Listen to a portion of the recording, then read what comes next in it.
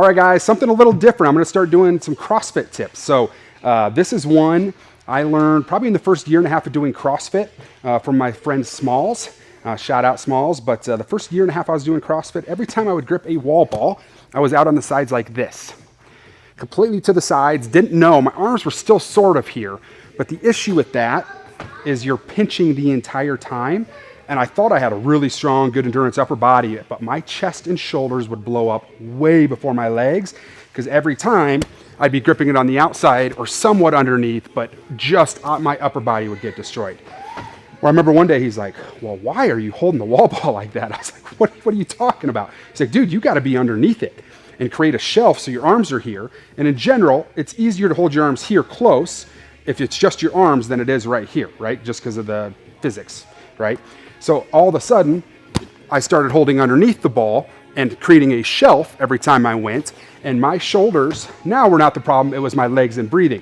So that will help your wall balls tremendously if you can really exaggerate getting underneath the ball as opposed to on the outside. So you can kind of see here, this is how I'm going to try to catch every single ball underneath, and the ball is up against my chin in that position, right? But it's underneath as opposed to out here, okay? So that's a huge one. Another thing that I do is I do windmill. It's, again, because I was finding every way to get my shoulders less involved, get more of my legs and my actual system involved. And by me holding my arms up at all times, it just got me super fatigued. So what I started doing was getting a moment of relaxation, and the windmill was helping me come back to that actual catch position I needed as opposed to out here.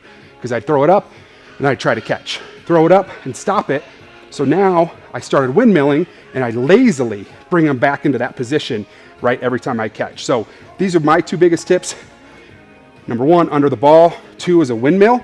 And the windmill you do have to get used to because it will hit you in the face here and there. But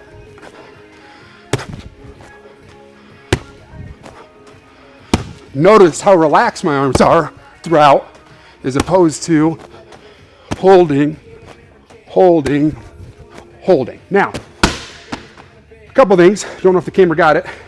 Like 3 of those were no reps. Don't worry about those. I didn't get the ball high enough, but it's a game changer. There are a lot of top CrossFit athletes who do not windmill. It's not like you need to do it. It just works for a lot of top athletes. It works for me. So that's something I would try is the windmill, and make sure you're underneath the ball.